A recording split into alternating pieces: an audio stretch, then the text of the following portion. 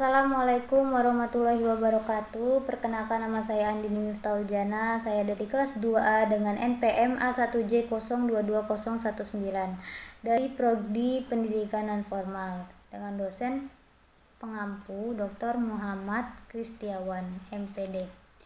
Yang mana saya di sini akan menjelaskan bab 3, yaitu tentang fungsi-fungsi manajemen.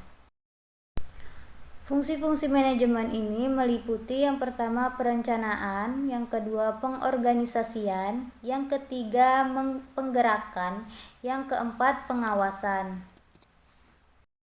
Nah, yang pertama itu ada perencanaan. Nah, perencanaan ini sebagai pedoman pelaksanaan dan pengendalian, menentukan strategi pelaksanaan kegiatan, menentukan tujuan atau kerangka tindakan untuk mencapai tujuan tertentu. Kemudian ada langkah-langkah dalam perencanaan. Yang A itu menentukan dan merumuskan tujuan yang hendak dicapai. Yang B meneliti masalah atau pekerjaan yang akan dilakukan. Yang C mengumpulkan data atau informasi-informasi yang diperlukan. Yang D menentukan tahap-tahap atau rangkaian tindakan. Yang E merumuskan bagaimana masalah-masalah itu akan dipecahkan dan bagaimana pekerjaan itu akan diselesaikan. Kedua ada pengorganisasian, yang mana pengorganisasian ini dapat diartikan sebagai kegiatan membagi tugas kepada orang-orang yang terlibat dalam kerjasama untuk memudahkan pelaksanaan kerja.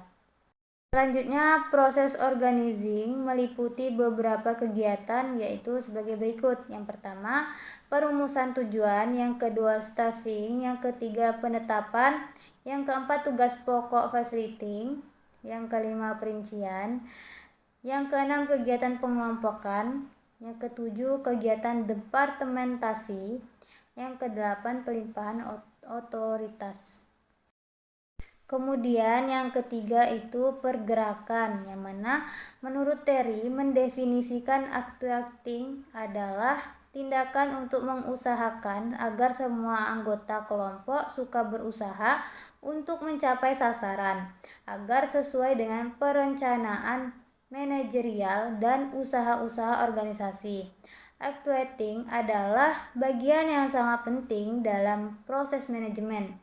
Berbeda dengan ketiga fungsi lain, planning, organizing, controlling, actuating dianggap sebagai intisari manajemen karena secara khusus berhubungan dengan orang-orang. Kemudian menurut Terry menyatakan bahwa sukses dalam manajemen sebagian dipengaruhi oleh beberapa hal, yaitu yang pertama mendapatkan orang-orang yang cakap, yang kedua mengatakan kepada mereka apa yang hendak dicapai dan bagaimana cara mengerjakan apa yang kita inginkan, yang ketiga memberikan otoritas kepada mereka, yang keempat menginspirasikan mereka dengan kepercayaan untuk mencapai sasaran. Kemudian yang terakhir, yang keempat itu pengawasan, yang mana pengawasan itu adalah proses penentuan apa yang dicapai. Pengawasan yang dibuat dalam fungsi manajemen sebenarnya merupakan strategi untuk menghindari penyimpangan-penyimpangan dari segi pendekatan rasional terhadap keberadaan input. Nah, jumlah dan kualitas bahan, staf, uang, peralatan, fasilitas, dan informasi. Demikian pula pengawasan terhadap aktivitas, penjadwalan, dan ketepatan pelaksanaan kegiatan organisasi. Kemudian agar kegiatan pengawasan itu berjalan efektif dapat dilakukan melalui 3 tahapan kegiatan, yaitu yang pertama tahapan penetapan alat pengukur atau standar, yang kedua tahapan mengadakan penilaian atau evaluate, yang ketiga mengadakan tindakan perbaikan. Cukup sekian penjelasan bab 3 dari saya. Saya mohon maaf apabila ada kesalahan atau yang kurang jelas, saya mohon maaf. Wabillahi taufiq wal hidayah. Wassalamualaikum warahmatullahi wabarakatuh.